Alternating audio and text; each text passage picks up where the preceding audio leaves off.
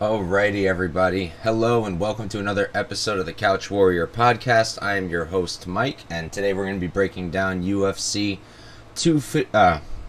look at me, UFC Vegas 55. So, it's a short card, just 11 fights, nothing too crazy, but I think there's some solid spots here. Hopefully, we can find some more on the show. And yeah, so we'll recap last week real quick, and then we'll get right into the card. So last week was a rough one for us. It could have been much, much worse. It was at first. And then we slowly made a comeback. So starting from the top, in terms of money line, we had 2 units on Candelario. That lost, obviously. Good job to Tyra. I'm really impressed by him. I'm excited to see what he does in the future. Then we had Angela Hill for 2 units. That failed as well. Good to Jandiroba. Andrea Lee lost for 1 unit. Actually, for 3 units, I apologize. That was terrible. Nascimento hit at plus 175. Chikagian hit at minus 150. Span hit at plus 180. And we hit his sub prop at plus 900, so that was lit. And then Blachowicz hit at plus 170. A very unfortunate way to lose for Rakic, but honestly, I thought Blachowicz was coming on and he was on pace to win the fight, so I don't know. Either way, I'm happy to cash that ticket. And then we didn't do very well in props other than we hit Chikagian by decision for just a quarter unit sprinkle. And we hit that Span sub plus 900. I can't stop saying it. That was a lot of fun. I hit a parlay with Grant and the over 1.5 on the Rakic-Blachowicz fight. And then pretty much all our other props lost. Camacho got sparked. Patrick got sparked. Let's see. Lee never stood a chance in round 3. So yeah, not a great week, but we only ended up down minus 2.15 units on that UFC night. So hopefully we can make a decent comeback on this fight. On this night. Also just found out I'm probably going to UFC Austin, so I'm very hype about that. Only been to one other live event here in New York at UFC 268, so that would be very lit. But yeah, so let's break down this card. Cheers.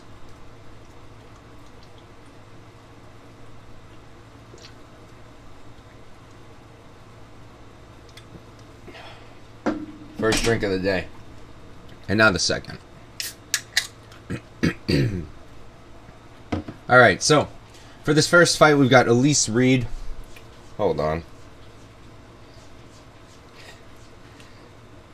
Sorry about that. Okay, so here we got Elise Reed versus Sam Hughes. Elise Reed is 5-1-0.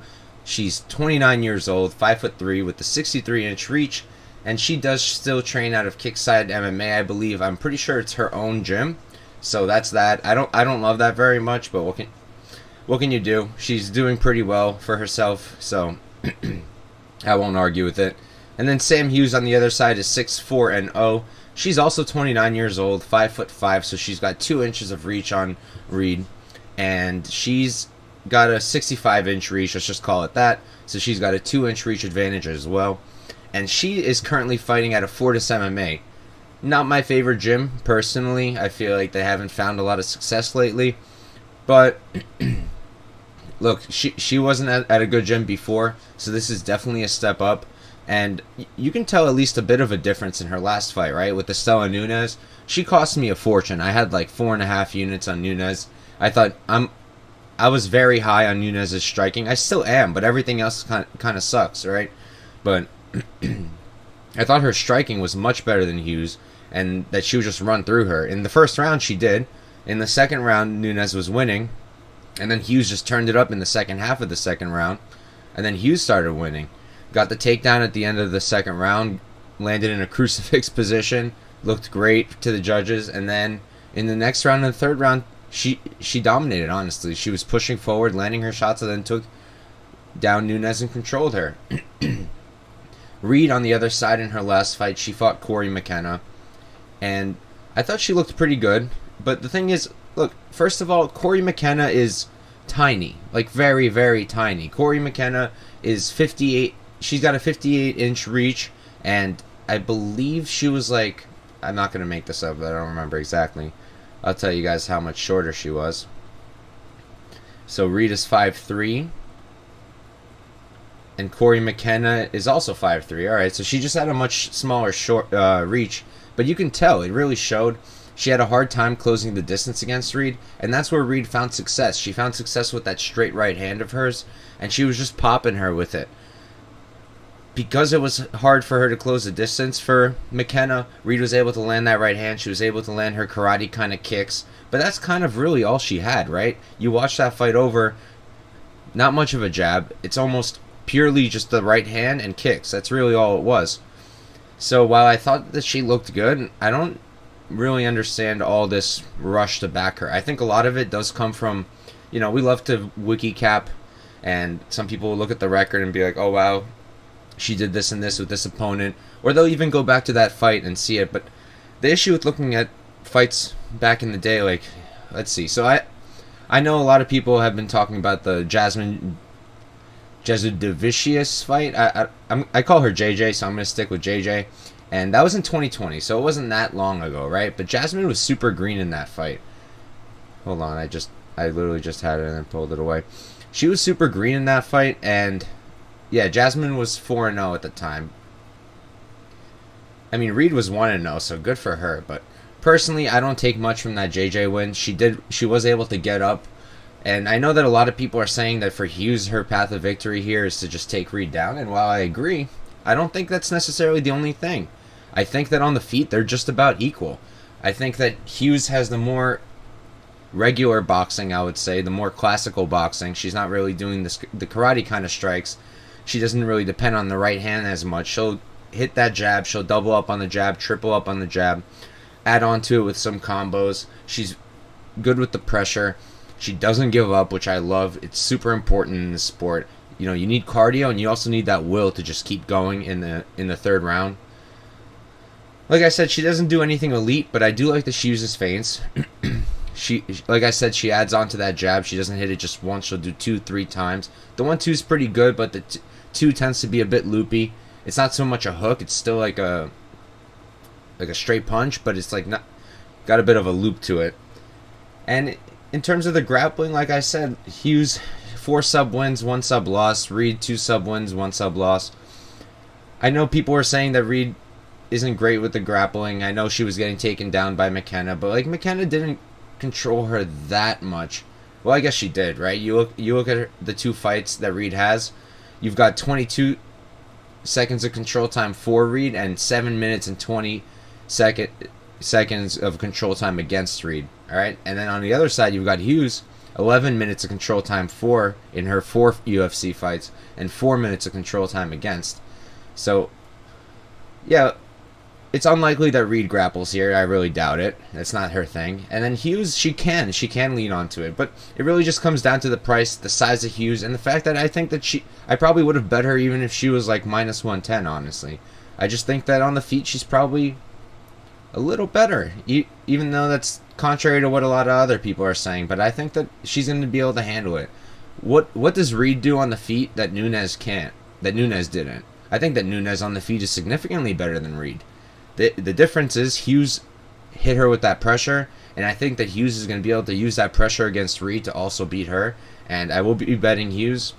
I haven't done it yet because the odds continue to be moving in favor of... Oh, no way, they just dropped the Eagle FC odds. Real quick, I'm going to look through this so we don't miss anything in case there's a solid spot. Sean Bunch is already torn to hell. Maki Patolo is a huge favorite. No good spots that I see right now. I'm going to break down that stuff and post about it later on. I might do something like I did for Bellator and LFA last week. I did shorts, like 2 minutes. I actually love doing it. It was super short and easy to do, and I just popped it up. So I'm probably going to do that for Eagle FC. Just for the bets that I make, not the whole card, probably. And then I think I'm going to do the short stuff for this video as well. I'm going to cut it up so people can just watch like just the one fight. But anyways, yeah, so the pick here is Sam Hughes. I'm going to wait for the odds to bet her. But right now she's sitting at plus 150. I would bet that all day, but it looks like we might get better, so I'm going to wait. Cool. Here we got Chase Hooper versus Felipe Colares.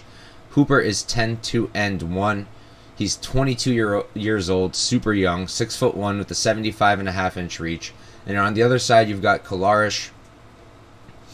He's 10-3-0, 28 years old, 5'8" with a 69.5-inch reach. So you got Colares giving up almost over 5 inches of reach. It's about 6 inches, right? I'm terrible at math, not my thing. And in the height, you got what is that, 4 inches? I think that's a 5-inch height advantage. Regardless, he's much bigger than Felipe Colares. And then Colares, he's out of Team Nogueira, great camp for a guy like him. And then Chase Hooper right now, according to his Instagram, he's still with Wonder Boy, I believe, training upstate New York and working on that striking. It's interesting that he chose to go with karate rather than something like Muay Thai. I know that his original plan was to go to Thailand to train, and that changed because of COVID and whatnot. At least that's what the commentary was saying in his last fight. But, you know, you could see some differences in his last fight already with the striking. Steven Peterson isn't an easy fight for anybody, and he like, I'm not going to sit here and tell you guys Chase Hooper has good striking. He has terrible striking, and fading him is one of my favorite things to do. Excuse me. It's just, you know, there's a few worries I have here, and I'll talk about them. Both of these guys are black belts, right? So that kind of gives you the thought, all right, Colares is also a black belt. Colares can also grapple. He's shown that. He's shown that he can wrestle. I don't love his grappling personally, hit the technique behind it, but he has shown that he can do it, right? Control time for Colares, 11% control time for, 19 against. Hooper, 9% for, 11 against. And both of them are getting controlled more than they're getting more than they're controlling others. But I can't help but think that maybe Hooper's going to struggle to submit Colares because of that black belt. So then you wonder, like, all right, if he can't submit Colares, what is he going to do? He can't outstrike him. Colares is definitely better on the feet. There's no doubt about that. And then, like I said, on the ground, it's hard to tell right now. I'm leaning Hooper here, and I'll explain why. I don't know if I'm going to get to betting it because of the terrible striking. Like, I was watching him versus Peterson and really looking for something. I'll give him this. His kicks look okay. They're getting faster. They're getting better. And they seem to hit pretty hard. And his strikes are pretty good, too. He did. I don't want to say he hurt Peterson, but he landed pretty flush. I think it was round 2 or round 3. And it's sad that I have to point out to like one flush combo for Hooper, but that's really all he has, unfortunately. But he is starting to strike straight, right? Rather than loop his strikes, he's striking more straight. You can see the difference. He's kind of using a jab. He's kind of using a 1-2. Everything is still super basic, super low output. And the striking defense, my goodness, 37%. It's super low for Colares too. But look, Colares has fought guys like Gutierrez and whatnot. I would say that Peterson is also a very tough opponent and ranks up there in difficulty for Hooper. But he's also been outstruck by other guys like Peter Barrett. Caceres, again, he's pretty good, so I don't want to like bring him into that comparison. But it really is going to come down to the grappling here, right? And then, so the next question is who's got the better wrestling? Who's going to end up on top more often? Again, it's really hard to tell. Hooper, when he does his entries, it's actually pretty good. On Peterson, he looks pretty good. Good timing, good single, just kind of swoops in there and gets it.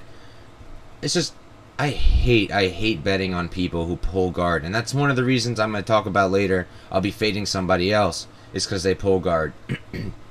So I feel like a hypocrite even thinking about betting Hooper, because I was watching him against Peterson, just grabs onto the guy and just drops down. And it's like, it's good for him, because on the ground he's dirty. But I just wonder, like, okay, what if he's doing that to somebody like Colares? Is he going to have success? Is he going to be able to work off the bottom against like a guy like that? Or does he have to be on top? I'm not sure. Hooper is the one who's using his BJJ more in MMA. He's gotten 8 subs already. Colares, 3 subs. Neither of these guys have been submitted. And then if it turns into that thing where 2 grapplers cancel each other out and they end up on the feet, Colares all day, right? It's not like Colares is some legendary striker either, but he's got a very solid jab, very good kicks, decent combinations. Compared to others in the division, Colares is probably fairly, on the lower end of the striking. He's more of a grappler, but against Hooper, I would say he's quite a bit better. I guess another thing to consider is that Colares is going up in weight from 136 to 145. So maybe he's going to be jacked, but I do think he's going to be outsized here by Hooper. And it's hard to know if Hooper will be stronger at 22 years old. He doesn't even have that man strength yet.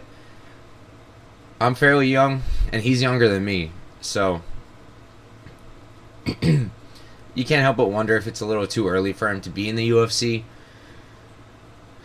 But I guess we're going to see, right? I do think he's improving fairly quickly. He's taking a good amount of time between each fight. I'm just not sold yet. I don't know what to do with this line. I'm torn about the outcome here.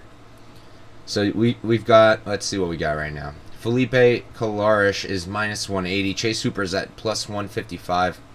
And look, I'm definitely leaning Hooper at this price tag at plus 155, and it looks like I might get even better. So if it really gets wide, I'll probably take Hooper. And the reason I still think he has a chance, even though his striking is garbage, is that I think that Colares makes a lot of mistakes in the grappling. He'll have his head down. He'll go into sloppy shots where his arms are like this, and it's not too hard to underhook and just lift him up.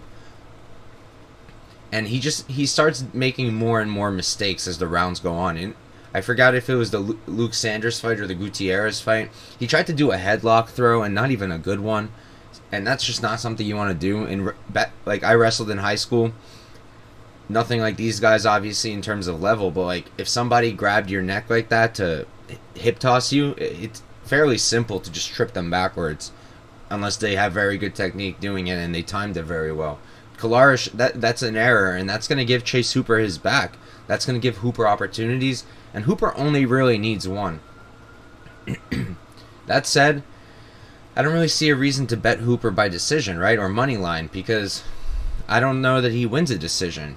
Maybe, so that's why I'm considering like a half unit on him money line, depending where we end up. But I'm way more tempted to take the sub. Right now, there's no sub prop up yet on this fight. Yeah, it's one of the fights that doesn't have all its props yet. But I'm definitely interested in that. I'm interested in Hooper by sub. I'm interested in maybe Hooper by sub in round 3. I'm interested in Colares by KO. And I'm interested in Colares by KO late in round 3 as well. Those are the things I'm looking at. I don't know how I'm going to play just yet. If this was still evens like it opened, I'm pretty sure I would be playing Colares all day, right? Like, you have to think he's probably going to be able to defend most of the grappling. He's a black belt, and his striking is much, much, much better.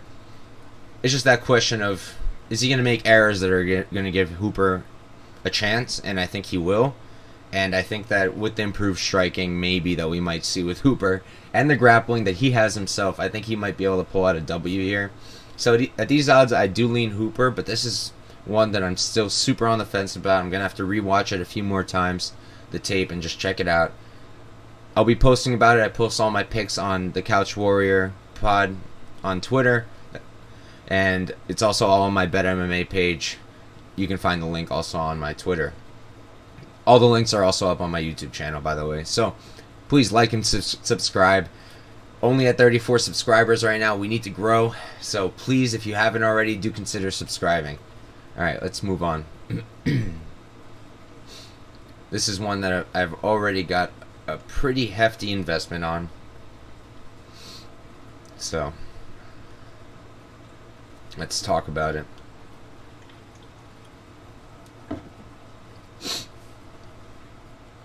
So here you've got Jonathan Martinez versus Vince Morales. Martinez is 15-4-0. He's 28 years old, 5'8" with a 70-inch reach, and he's training out of Factory X Muay Thai. Morales on the other side is 11-5-0.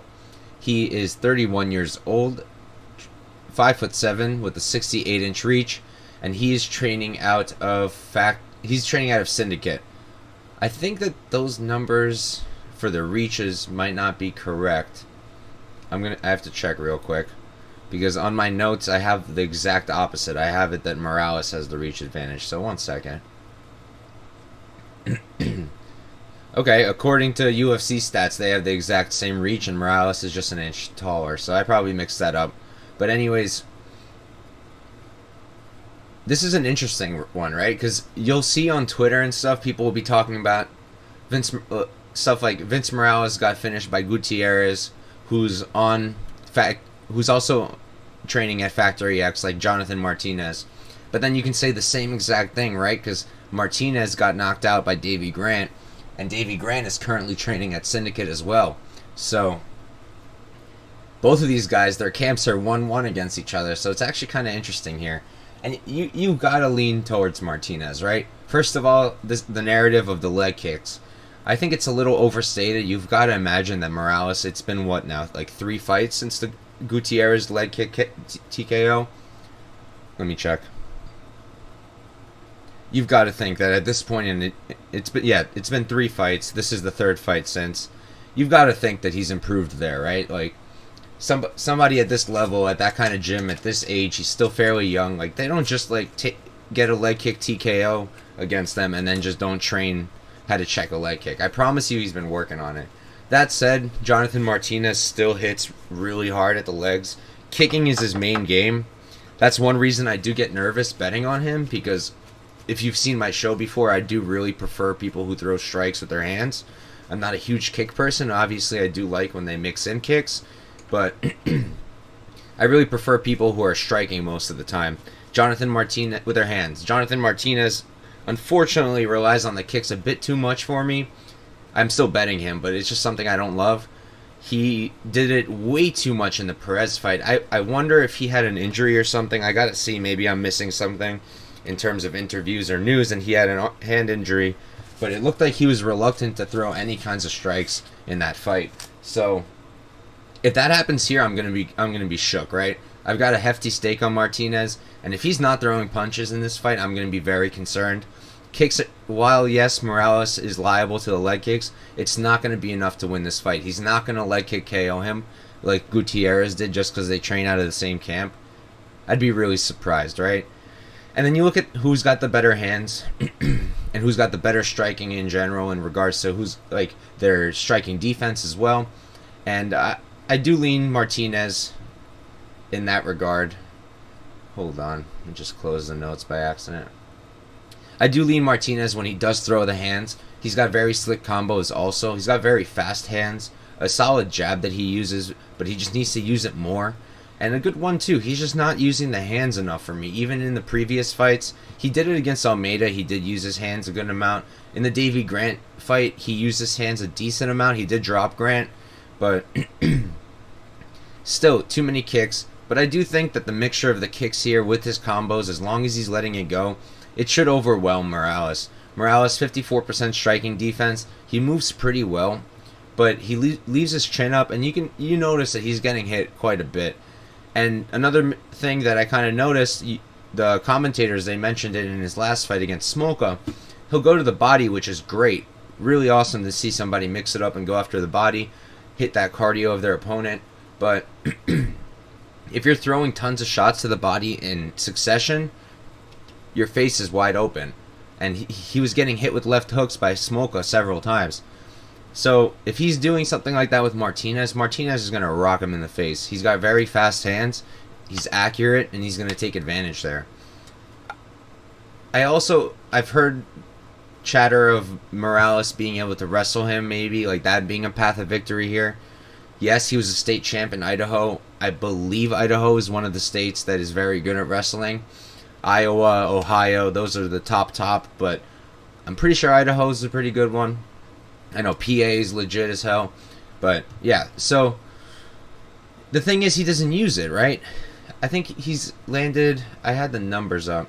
No, I don't have anything in regards to exactly how many takedowns he's landed, but he's really not shooting that much, and I'll pull it up now. Yeah, so his takedown average is 0.19 per 15 minutes, and his accuracy is 25%. He got one takedown against Draco Rodriguez, and then before that, none. Just none. So that was actually the only time he's gotten a takedown. And while taking down Draco Rodriguez is a good look, I don't think he's going to get Martinez down. Martinez has a 73 or 63% takedown defense. I butchered the numbers this week on my stuff. He's got a 73% takedown defense as Martinez, and something that gives me a lot of faith in terms of the takedown defense is you look at the Zviad the Zviad fight, and Zviad is a very good Georgian wrestler, and he struggled. He didn't get Martinez down a single time over 3 rounds, which is very impressive. So, yeah, I am on the Martinez side. The way I have him played right now is I have 2 units money line to win 1 pretty much, and then I've got him parlayed with 2 other people on the card separately, both for a 1 unit parlay with them. And that's about it. So it's about like a 4 unit stake. I've got to see. I don't think I've played any props yet. I'm not sure that I will for this fight. I got to see.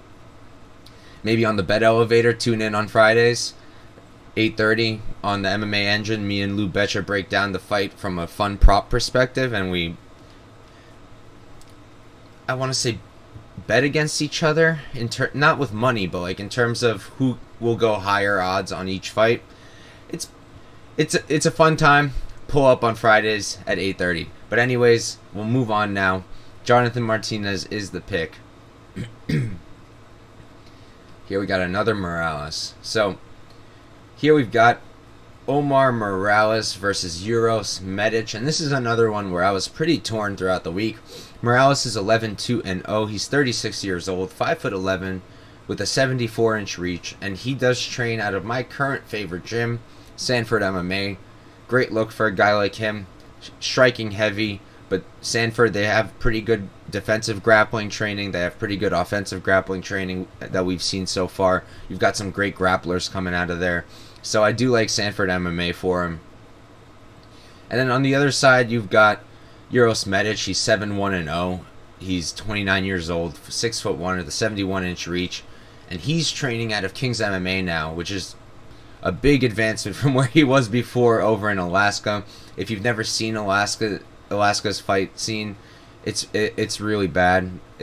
It's really low level, and that's where a few issues are going to come up with Medic. I'll talk about them in a second. But the fact that he's at King's MMA is very good. For a guy like him, it's a very good place to be. He's training with guys like Benil Dariush. He's training with guys like Giga Chikadze, guys who can help him improve both his striking and his grappling. And it's also a very good camp. Colby Covington, another guy at King's MMA. Although I doubt that Medic is training with them. Another interesting thing, Medic is, 3 inches taller? But it's Omar Morales apparently with the reach advantage of 3 inches. That's an interesting one, and I'm going to have to see how it looks. It's possible UFC got it wrong. That does happen. So we'll see. But Medic fights very long, and I think that's going to be in play here. Now, one second. Damn it. How do I close it again?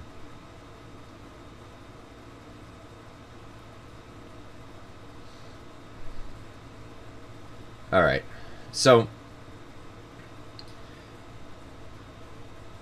one of the main points everybody's been bringing up here is that Medic on the regional scene, he was getting taken down like it was his job. And he was getting taken down by guys who are not impressive in the least bit. Guys who don't have winning records. Guys who are fighting over on that Alaska scene. And he was getting taken down by them.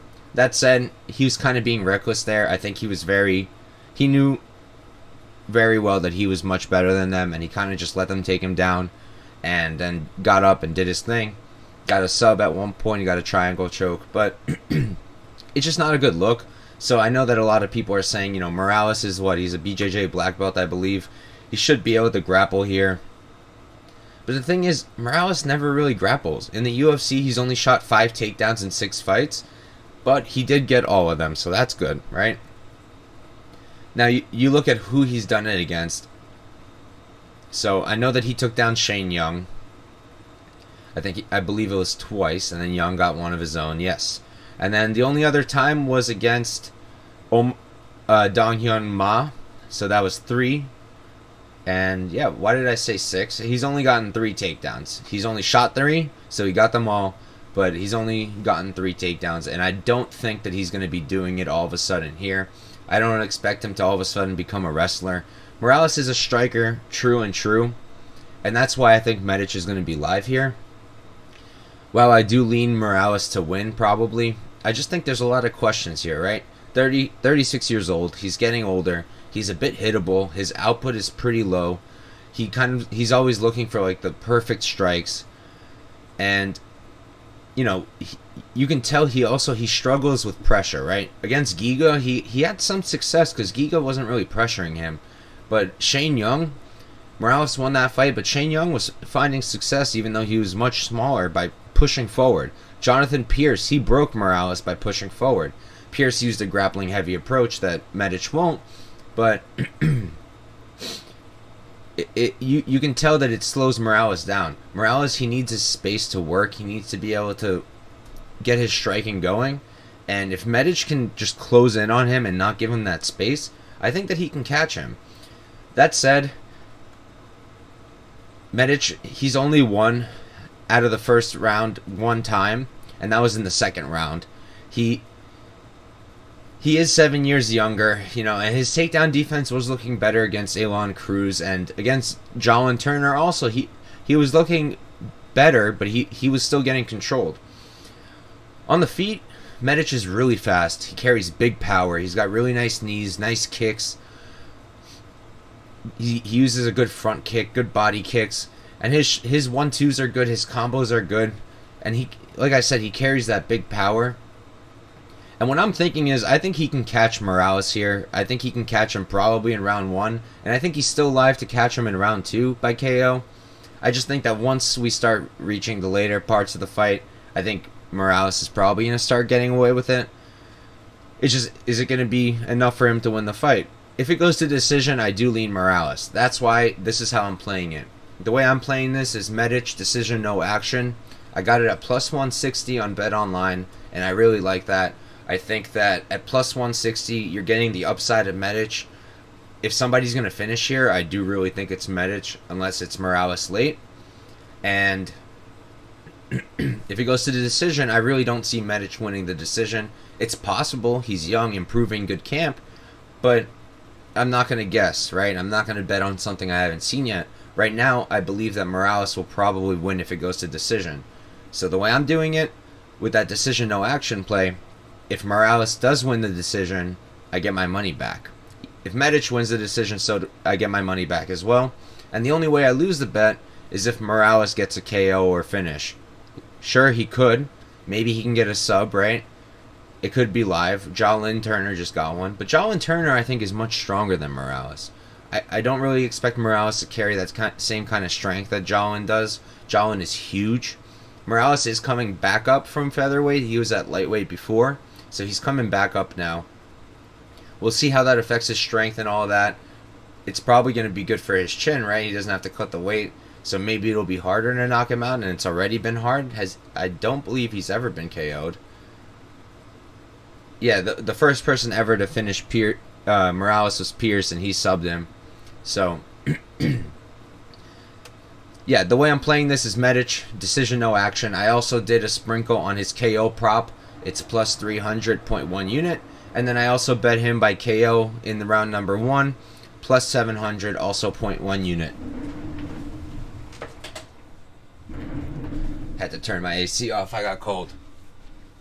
So yeah, so just a 0.7 unit stake on Medic. Nothing crazy because I do see the liabilities here.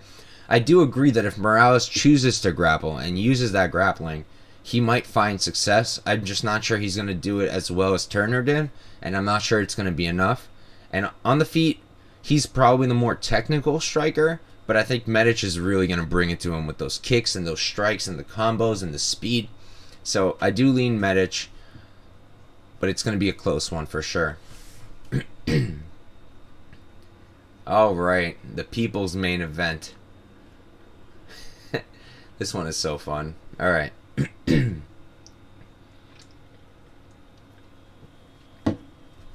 Like everyone else, I have no idea why Almeida's going up to this weight class.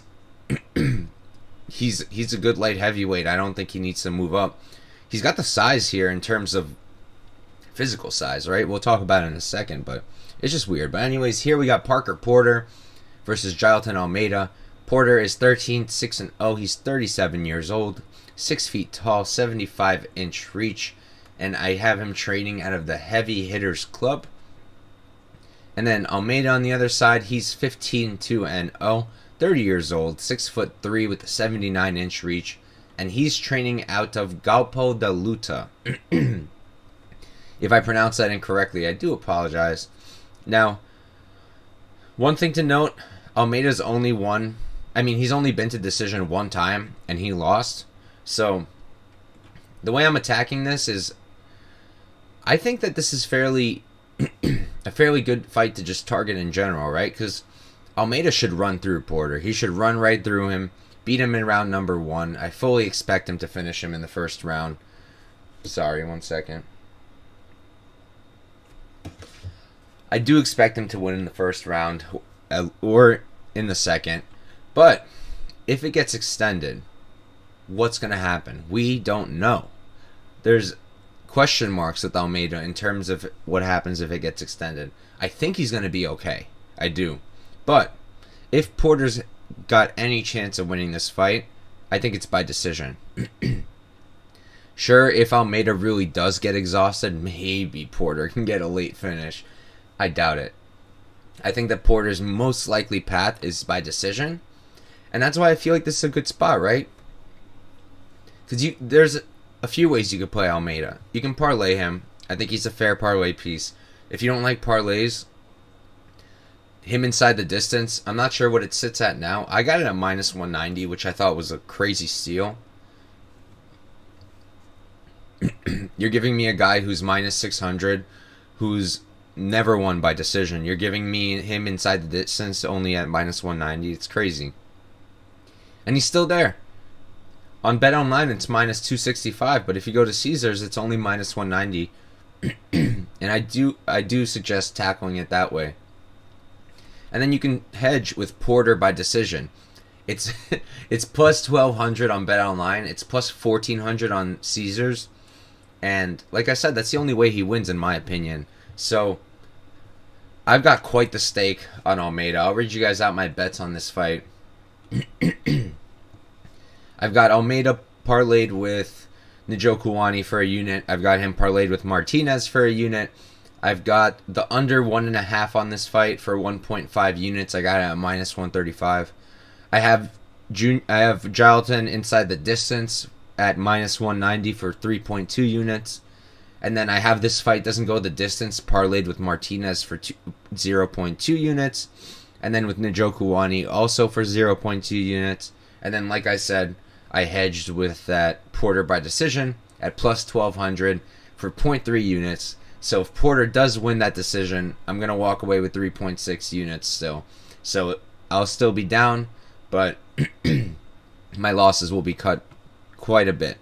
Of course, like I said, it's MMA, anything can happen. Porter can end up winning in the distance somehow, but I just really, really don't think so. Look, one thing you can say is we haven't really seen Almeida striking. We've seen only glimpses, and while it does look pretty good when he's on the feet, he's got a good kick, nice front kick, and then his strikes are decent. They're straight, right? They're straight strikes. He's big, so it's good to see that he's doing that, but he's very dependent on the wrestling. I do think he's going to take Porter down. I do think he rolls. I'm not sure if it'll be a KO or if it's going to be a sub. I did also play Jailton by KO in round 1 for plus 500 for 0.1 unit. Because, look, the way I'm seeing it is someone like Porter, someone stocky and short, they can be hard to submit sometimes unless you hit them with a head and arm.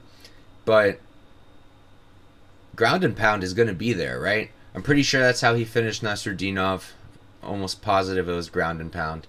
And I'm pretty sure that's how he's going to finish Porter here. I think he's going to either take him down and finish with ground and pound. No, Nasrudinov he choked out. Marquez is the one he ground and pounded. I think he's going to do that again here. The output goes to Porter.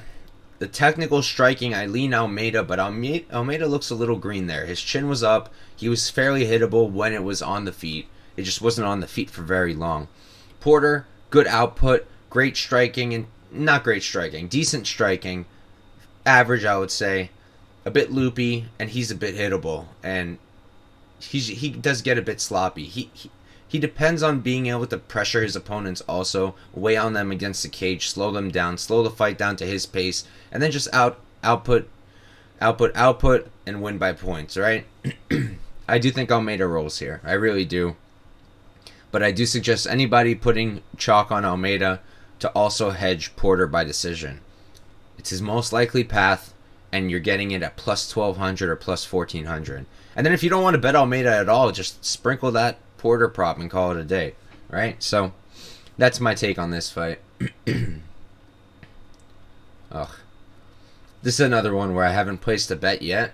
I have a few ways I'm looking at this. It's just I'm also torn, right? This is a pretty low level fight and one of my less favorite ones, but I am curious about the outcome, so I guess I'm a little hyped to see it.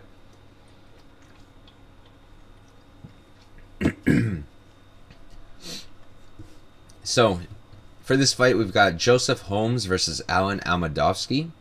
Holmes is 26 years old. He's 7-2-0. He is 6'4" with an 80-inch reach, so this is a big man. On the other side, you've got Alen Amedovski, 8-2-0, 34 years old, so he's quite a bit older here. He's 8 years older, 5'10", 74-inch reach. So he's giving up 6 inches in reach, and I believe it's also 6 inches in height. Like I said, math is not my thing. But I do think that that size advantage here is very important. Now, the first thing we need to talk about is Amedovski's been out since 2019. The guy hasn't fought in I'm pretty sure it's 3 years or just about 3 years. And there's a bunch of question marks now, right? So he's training at All Stars in Sweden. That's good. He's training with guys like Hamzat. That's good. But it's not like he's going to be training with Hamzat all the time. I doubt he's his primary training partner. So it's hard to tell how much to really take from that. Excuse me. That said, we just don't know. He could have improved a lot. That's also possible. It's not like he was... Okay, he was pretty bad. I thought he was pretty bad.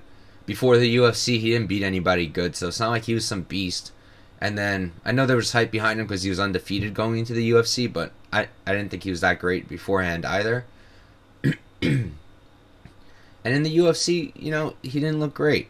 His first fight against Njokuani, he got beat up. He was very easy to take down. His takedown defense is 0. It was all to Njokuani, but Njokuani was getting takedowns very easily. Whenever he wanted them, he got them. And then against John Phillips, he just got super sloppy. His striking looked okay for a second. The combos were pretty good. The speed was pretty good. And everything was straight down the pipe. Excuse me. But even though it was straight, he was leaving himself wide open for counters. And that's exactly what happened. And he got slept by a guy who barely won in the UFC. And I don't think he's there anymore. That said, Holmes is so green. There's a reason I faded him with someone like Pickett. Pickett is also not great. But Holmes is so green, and you can see it. Look, he's training at Glory MMA, great camp. And Krause has been doing wonders over there. So you've got to imagine that he's going to be improving every single fight.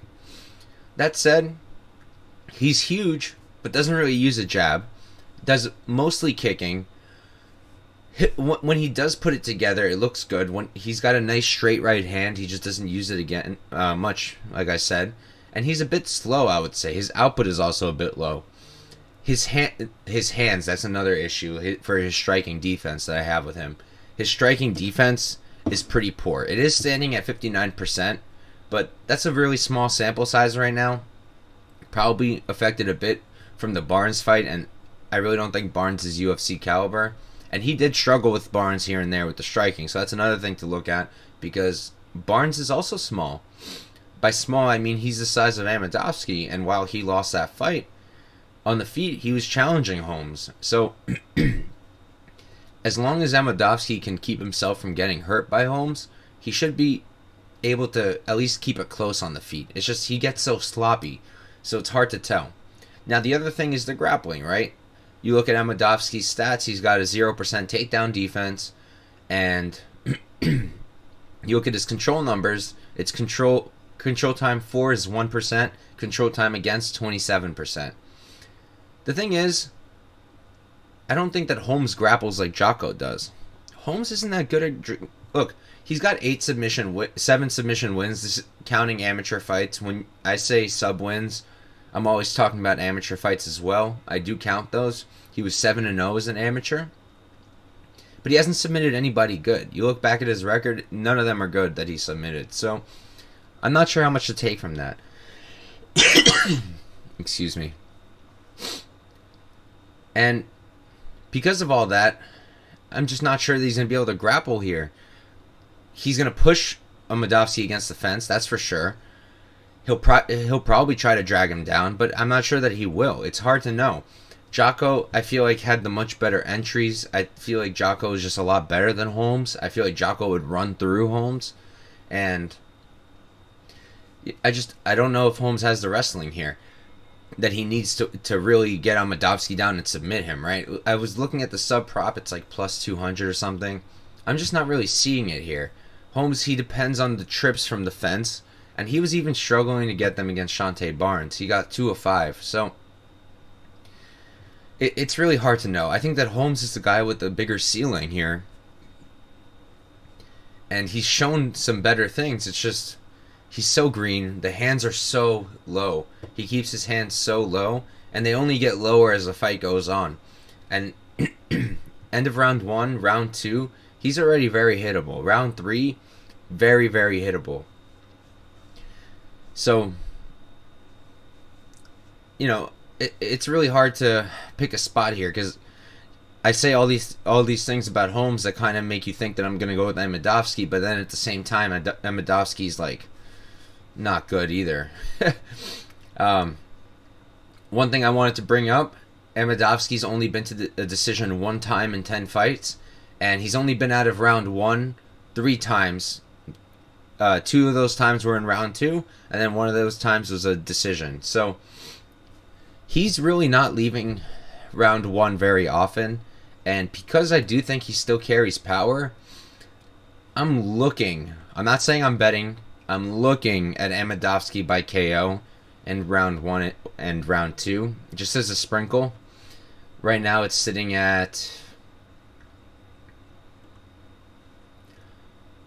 let's see, Amedovski by KO in round 1 is plus 600, and then round 2 is plus 900. So that has my interest, kind of. I just really don't know. I don't suggest putting your money on this fight, really. There's just too many unknowns about how Amedovski is going to look. If he comes in here with 3 years of training, good training, nonstop at All-Star, it's very likely he can bop Holmes. Holmes is very green still. I think Holmes has a huge ceiling. He's only 26, has a perfect frame for the division. He's huge. It's just he still has a lot of things to improve and get better at. Amedovski, he might already be there. We don't know. We haven't seen him in 3 years. He's already 34. There's a lot of questions. I just don't think that Holmes has the power to KO Amedovski, or at least he hasn't shown it with the striking. And to sub him, I'm not sure. Jocko had success on the ground, but I don't think Holmes can replicate that kind of success. So, right now, no action for me on this fight. A lot of question marks. I'm just going to skip it for now. The one look I'm looking at right now is Amedovski maybe in those round 1 and 2 KOs, or maybe Holmes by sub. I really don't know. Follow me on Twitter, at CouchWarriorPod. If I make any new plays, it'll be up there. Alright. First fight of the main card. Real quick, I'm going to run to the bathroom. We'll take a quick break and I'll be right back.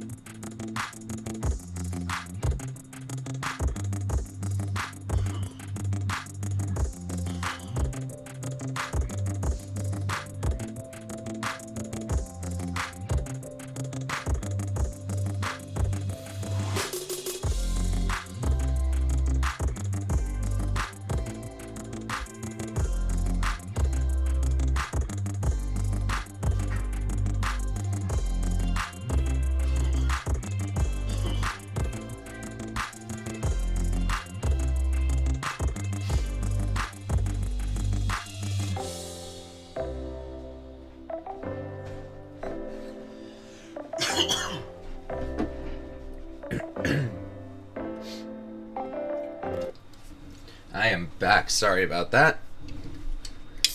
Crack open another one of these, and we're off. All right. So here we've got Eryk Anders versus Jun-Young Park, and this is another one that I was torn on. I was torn on a lot of these here. I think there's a lot of good dog spots, a lot of questionable fights. So Eryk Anders versus Jun-Young Park. Eryk Anders is 14-6-0. He's 35 years old, 6'1", 75-inch reach, and he's training out of Fight Ready. And then on the other side, you've got Park. Park is 13-5-0. He's 31 years old, 5'10" with the 73-inch reach, and he's training at a Korean top team, so he is giving up 2 inches in reach and 3 inches in height here. This is another interesting one because, alright, so Park on the feet, I think he's probably the better boxer here, right? Straighter strikes, good jab, fast hands, boxing is crisp and tight, 52% striking defense, and I think the big issue is he's not really moving his head, so that's going to be a problem, right? You need head movement. Big guy like Anders, maybe he can hurt him. But the thing is, like, he's not going to hit him like Gregory Rodriguez did, right? When Rodriguez KO'd him. Eryk Anders, he does hit hard, but I don't love the technique behind his striking. It's very low output. He leans over. He's got a good straight left, but he normally just uses hooks instead. And when he's striking, like, he does this, right? He'll like lean down, and like that's terrible. That's terrible. You can get caught with an uppercut. You can get caught with a knee. It's not a good thing to do, to dip your head like that. And he's got a 51% striking defense for a reason. He's also fairly hittable. So if they're sitting at distance, you've got to think that Park is probably going to be jabbing him up. I just don't think Anders is going to give him much time at distance, right? Anders is constantly pushing against the fence. You look at the last Stewart fight. Excuse me. That's what he did for almost the entire fight. He was pushing him back against the fence. He's got 9% control time for, 3% against. So that's really good. Those are good numbers. And he's doing good against the fence. His takedowns are all right. But his shots are sloppy. He's putting his head in the wrong places. The one martial arts that I kind of know what I'm talking about is wrestling, and because I did wrestle in high school, and it's very important to have your head on the right side of the body when you're getting a takedown, right? So if I'm going for a double leg and I want to go right, I want my head on my, so it would be on my left, but the opponent's right? I want my head there so that I can use my head to also push it, and get that takedown. If my head is in between my opponent's legs, they can just sprawl, place their hand on my head, and then I can't do anything. Park he's got a pretty trash takedown defense on his stats. It's 47%. But he's also a pretty good grappler himself. We've seen him do it, granted not against the best opponent. He did it against somebody with essentially no ground game at all in John Phillips. But, you know, he showed that he can hold his own. Tafon Njokuani another guy who likes to grapple, who's very strong, and he was able to hold his own there as well. He actually got more takedowns. And he is hard to control. He got controlled by Anthony Hernandez in his UFC debut, but Hernandez is relentless. Overall, Park has 16% control time for, 7 against. So you do have to wonder if Anders is going to have any success at all with the takedowns. If Anders can't get Park down, if he can't slow the fight down big time, I think he's going to have a really big problem. Park's going to be landing that jab all day. The issue is, that's kind of all he has, is that jab and just regular boxing combos. There's not a lot of weapons. That said, Anders also doesn't have that many weapons. He is training out of Fight Ready, so maybe we can expect a lot of changes. I'm just not sure about that. He's a bit loopy. All this said, I did end up betting Anders. I bet him at plus 195. I did it for just a half unit because of all the things that I'm saying right now. Just the only reason I did it You can get him for plus 184 now on FanDuel. I don't hate that either. Just for a small play. The reason I did that is I think that there's enough things here that can make this close. Anders has way more cage time experience here in the UFC. 2 hours and 31 minutes to Park's 1 hour and 5 minutes. He's got the size here. He's got that forward pressure. He did have success versus someone like Darren Stewart, who can also grapple, right? Darren Stewart has shown good grappling, had success against guys like Kevin Holland grappling, and I'd say that his grappling is similar to Park's. Anders was able to defend himself there. He was able to get his own takedowns. So, well, Anders only got takedowns in the first fight, not the second. Stewart got 2 in the second. But I think he should be able to hold his own there. It's going to be close. That's why I wanted to take the dog. That's why I wanted to take the plus 195. I can't blame anyone on the Park side. I get it. Like I said, slicker, straighter, tighter boxing than Anders. But I think that Anders has the size, strength, and power advantages here. Output goes to Park. Speed goes to Park. Grappling up in the air. We're going to have to see. Against the fence, it probably goes to Anders. He's stronger, and that's his thing. But in terms of actual wrestling, like takedowns and stuff, I'm not sure who's going to be better here, and we're going to have to see. I do like Anders as a big dog at plus 184, plus 190, but it's a really close fight. I wouldn't go heavy on either side. I only went a half unit on Anders, so the other thing that I'm thinking that I wanted to go with Anders is, how am I going to pay like minus 210, 220 for Park when the guy's not moving his head? His head movement is really bad, really poor in my opinion, and even though Anders doesn't have some crazy striking, I do believe that he carries a lot of power. So it's just another thing to think about, right? So I'm leaning Eryk Anders, but it's hard to tell, really. We got Worth It in the chat. Thank you for coming in here, brother. He's saying, fun fact, Eryk Anders had a bad chainsaw injury on his foot in early March. Like 30 stitches, maybe wasn't able to train properly for a few months. I mean, if that's true, that's very concerning. I'm going to check that out after the show. I have no idea if that's true or not, but that would be concerning. I did once have I think it was 4 stitches on my fingers because I'm an idiot, and I opened a cat food can and sliced my fingers open, and I got stitches, and it was precisely a few days before I was supposed to go to wrestling camp over the summer, and me being myself, I'm an idiot, and I was like, no, I'm going. So I went, and it makes training hard. That was on my fingers, so I had them wrapped up, and I would just tell anybody that I was going live with, going live is essentially sparring for wrestling, right? And excuse me, I would just warn them, if it's your foot with 30 stitches, that's a whole nother story. It means he couldn't stand on it, so probably couldn't really train. But I'm not sure if that's true or not, so we're gonna have to find out. I'll look it up. But whenever I hear stuff like that, I always think about the time that Bryce Mitchell impaled his important parts. So that's my favorite. That's my favorite story with that. Worth It is saying it's on Google and the pics are gruesome. So I'm gonna believe you there if you're saying it's straight up on Google. That's not good. That's not great. Maybe hold up on the Eryk Anders bets then, guys. All right, we'll move right on though.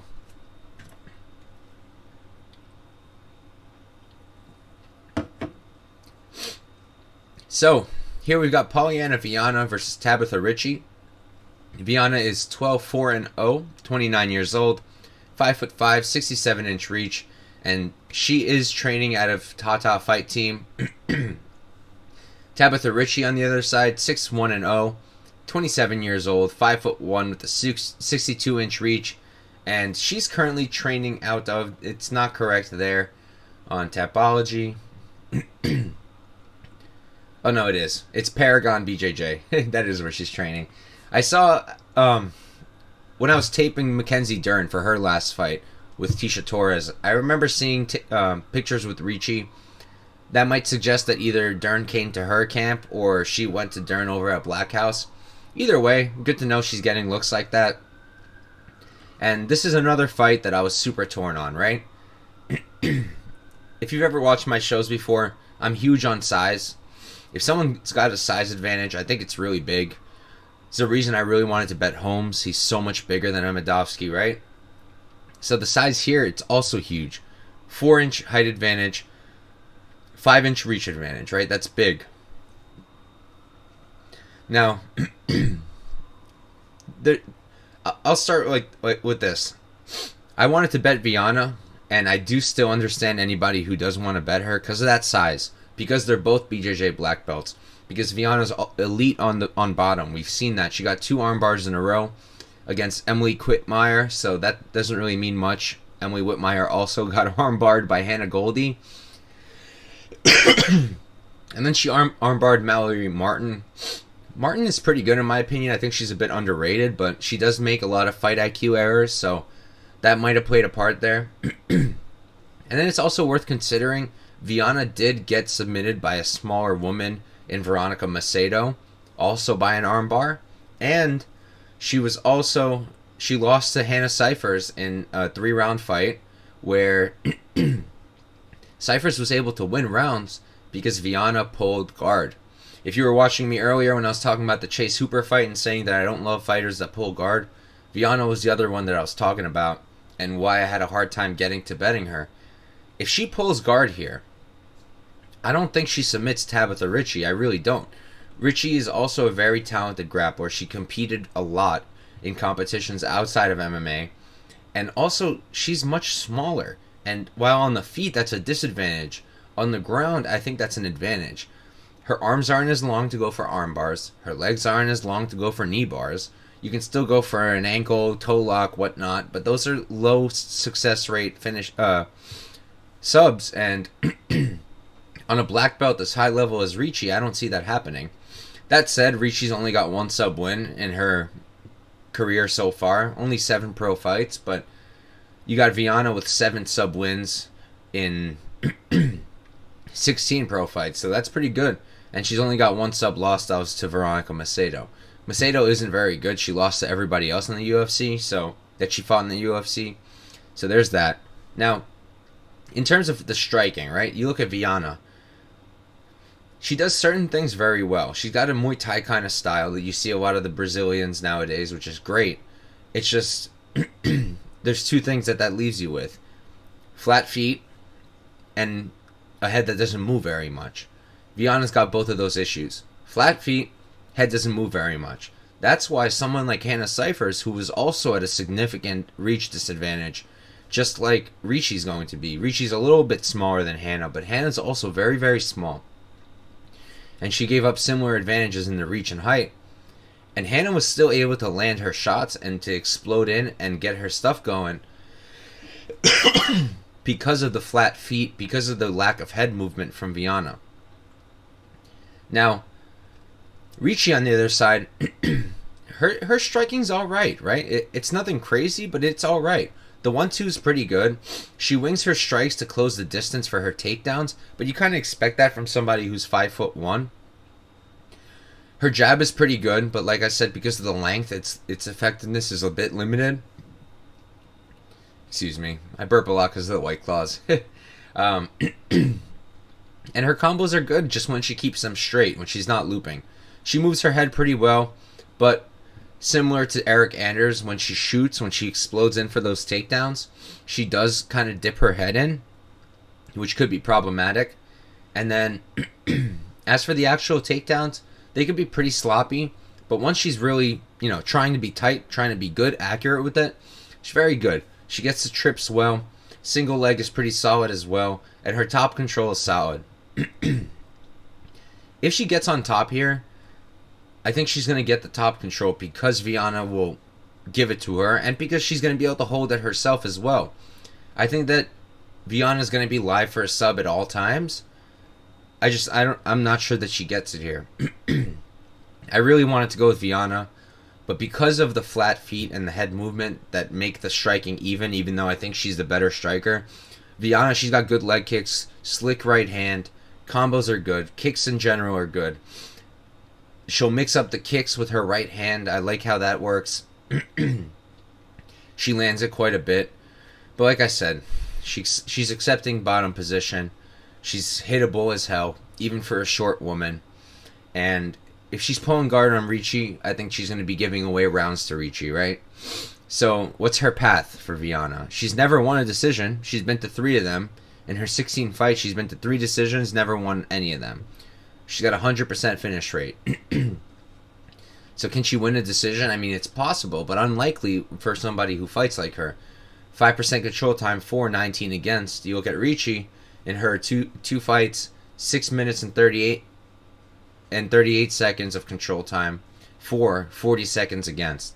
So I do lean Ricci here quite a bit at this point. The size does worry me. I hate size disadvantages. I really, really do. Especially if the smaller person is a favorite. Now, the line is pretty wide, but you can still get her for minus 118 on FanDuel. I got her for minus 119. So I say it's still a good line, obviously. It's a little bit better than mine. And yeah, I wouldn't stake too much. I staked 1.2 units on it. I think it's going to be a close fight. But like I said, because of the pulling guard, because I don't think that pulling guard is going to lead to success for Viana, and because I think that she's defensively irresponsible on the feet, even though she has the better offensive striking, I don't think it's going to be enough. And I do think that Baby Shark gets it done. And we'll move right on. Alright, this is I have 3 fights that have a tremendous stake on them for me. Martinez, 4 units. This fight, 4 units, about. And the Jailton fight. So here, cheers.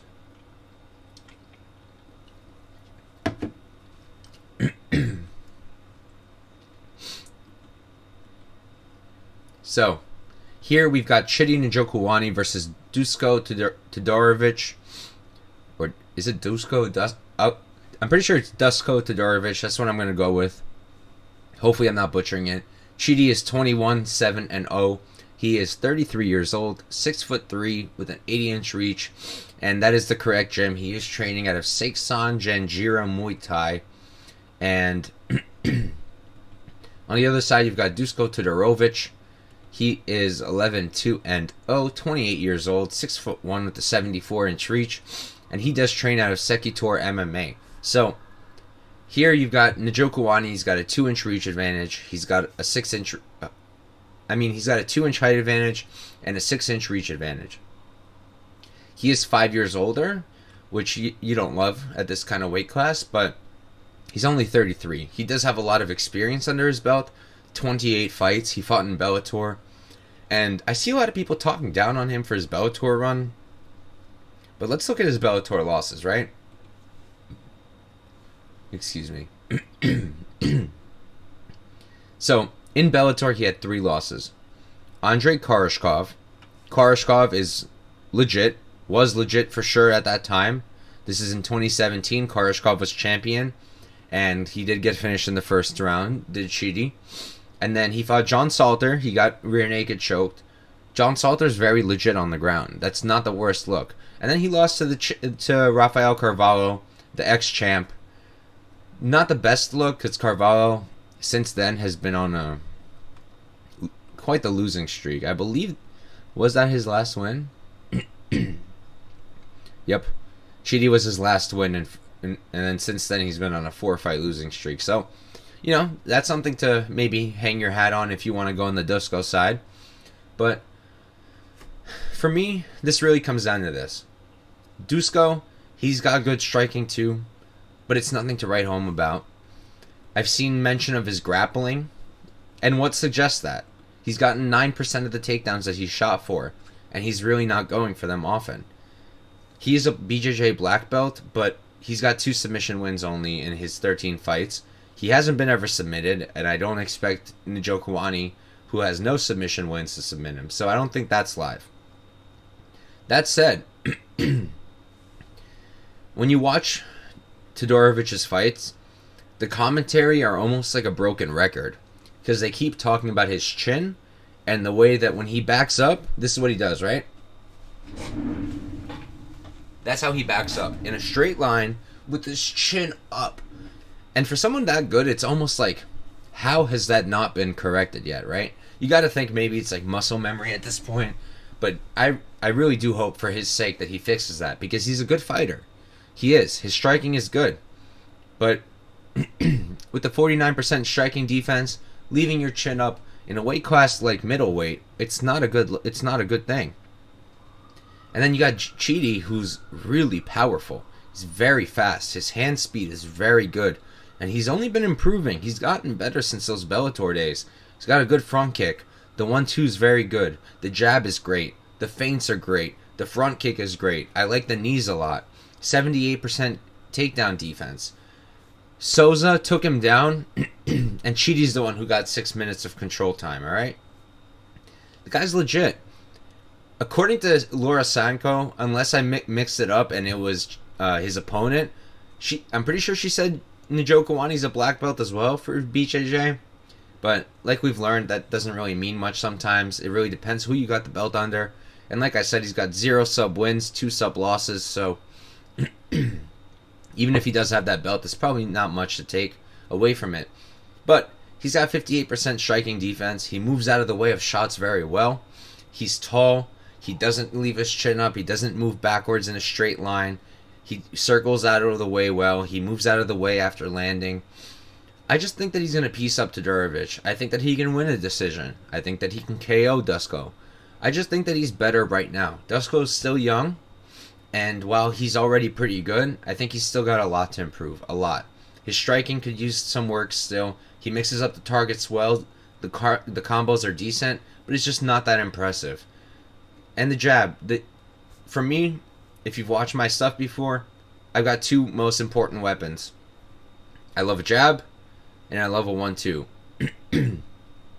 His jab is alright. It's nothing special. Njokuani's definitely got a better jab and definitely has a better 1-2. I do expect a KO. I expect a finish on Njokuani's side, probably. I don't know if I'm going to bet the KO. The odds aren't that great. I'll pull it up now. So, moneyline Njokuani's sitting at, you can get him for as low as minus 205 on FanDuel. On BetOnline, he's minus 235. And then the comeback, you can get Dusko for as good as plus 200. Look, if you can find a path there, and you can ignore the chin issues, not the chin meaning like, I think he gets knocked out easy. I mean this. You know? This. And this. If you can get past that, if you think he's improved it, sure, there could be a path. I just don't see it. I don't know that he can fully get that out of his muscle memory just yet. And I think that in the striking realm, Chidi's probably going to be better, stronger, faster. So, I do like Chidi. Oh yeah, I wanted to see what the KO prop is. Chidi by KO? Plus 145. Yeah, I hate that. That's not a good line.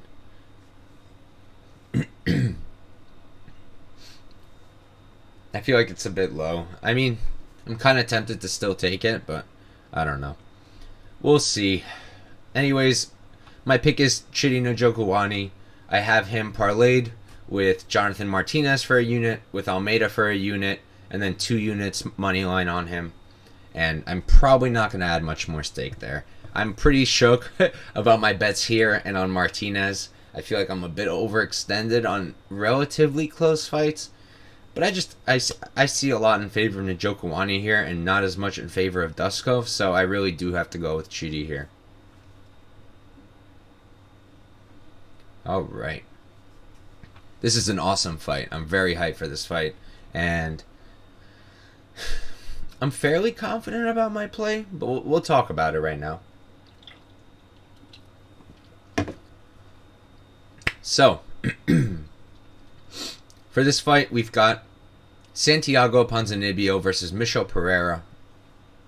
Ponzi is 28, 5-0, 35 years old, 6 feet tall, 73-inch reach, training out of ATT. Pereira, 27, 11-0. 28 years old, which is incredible for a guy with his experience. 38 fights at the age of 28. 6'1", so he's got a 1-inch height advantage. 73-inch reach, they got the same reach, and is still training at a Scorpion fighting system, I believe. I can't fully tell from his Instagram, but that's where I'm leaning. I believe he's still in Brazil, so that's that. And then, sorry, I blanked out because I was thinking, is Scorpion system even in Brazil? Because his Instagram showed he was in Brazil, but I actually don't think that camp is in Brazil. So I think I misspoke.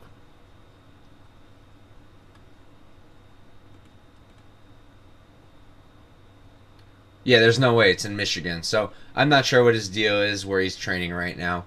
But regardless, whatever he's been doing has been working for the guy. And let's break this down. So I think this is another super close fight, but I think there's a blueprint here for one person to win more clearly than the other. You got a guy like Michel Pereira, who started his career like an absolute wild man. If he didn't do an entire dance routine before the Connolly fight, he probably would have won. And if he wasn't an idiot and DQ'd himself against against Diego Sanchez, he'd be undefeated in the UFC right now. And he'd have a record of 7-0 in the UFC rather than 5-2-0. And we might be having a completely different conversation here with an even higher ranked opponent. Pereira, he's shored up that striking. He's shored up all of it. He doesn't waste as much energy in the cage. He still does. Don't get me wrong. In his fight with Fialho, his last fight, the freaking front flip kick thing, like, still wasting a lot of energy, which is one reason that I'm still gonna have a hard time backing him sometimes. He slows down a bit. His cardio is good, but he does slow down, especially with all those big movements. Even when he's not flipping, like, he'll do huge flying knees, big crazy kicks, like, takes a lot out of you. But there are things to really like. The front kick is awesome. Very good at keeping guys at distance and allowing him to get his work in. He's a BJJ black belt, good jab, makes his targets up well, good low kicks. It's very explosive. That's bad in terms of the cardio, but it's good in terms of the striking. And I really like his work with his hands when he lets it go. That said, and he does have 4 sub wins, which is good. Ponzi, in terms of the grappling, I think he's also got pretty solid grappling. His wrestling's pretty good. His takedowns are pretty solid. We saw him use it against, I believe, Jeff Neal, if I remember correctly. Yeah, he took down Jeff Neal, which I thought was pretty good because Jeff Neal's got pretty good takedowns himself, and he has very solid takedown defense. I'm looking at it now.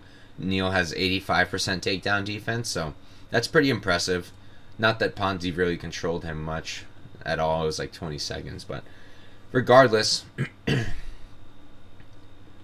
sorry, just pulling up Michel Pereira too. Regardless, I think that on the ground it's going to be close.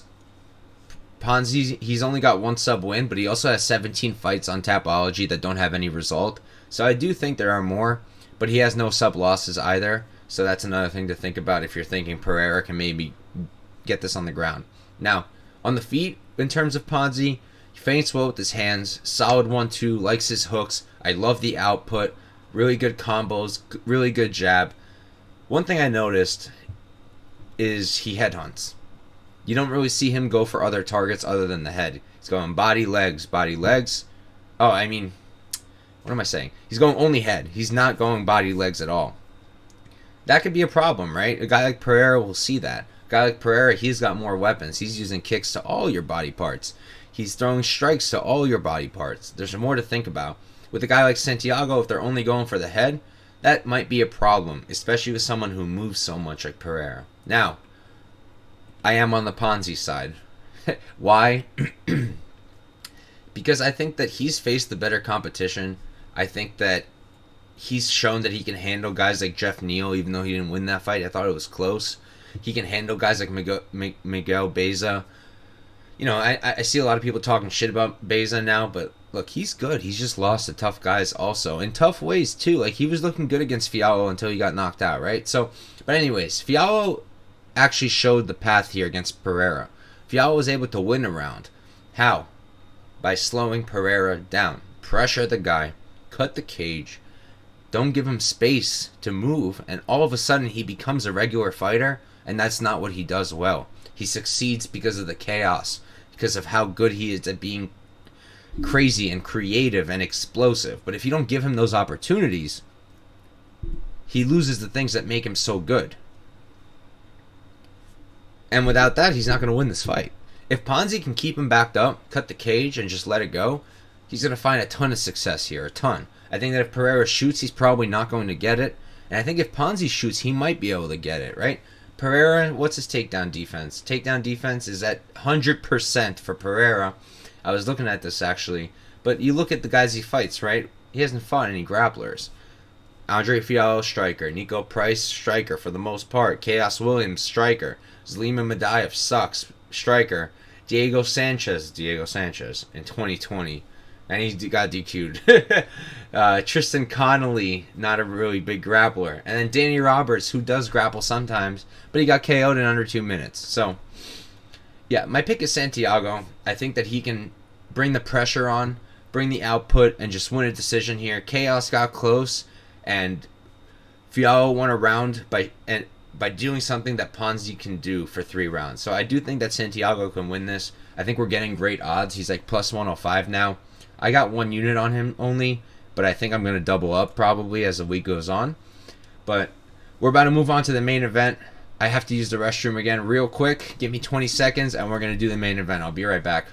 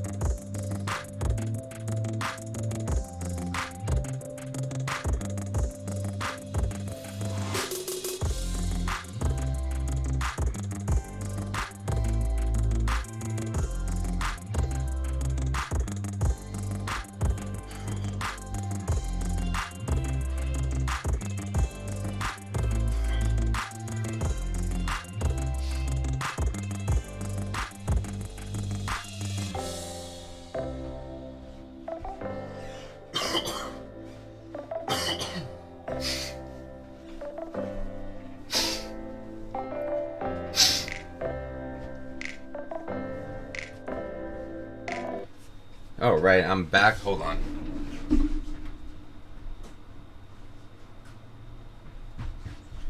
Forgot my White Claw. Can't do that.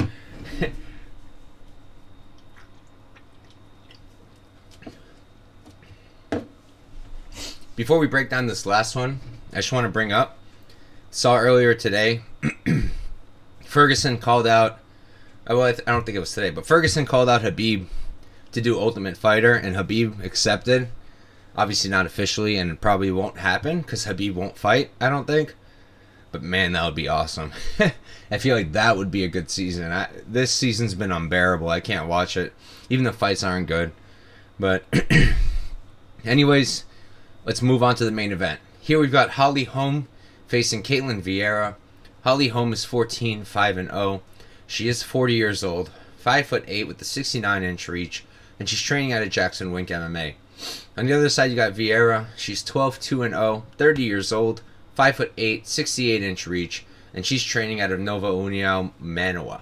So, I went into this fight wanting to bet the dog, and I think that if Vieira would wrestle more and grapple more and use that BJJ black belt, she'd have a path. She is 10 years younger. She's 1 inch taller, and she got a 90% takedown defense. So Holly Holm's been doing this new thing with the grappling, kind of, and she's been landing. She got 5 takedowns on Aldana, which is very impressive to me. But I don't expect Holly to use her grappling here. I expect Holly to use her striking here. But now she's a bit older. My screen just blacked, so I hope nothing just happened. Hold on. My stream's just acting like as if it just restarted, so I need to see.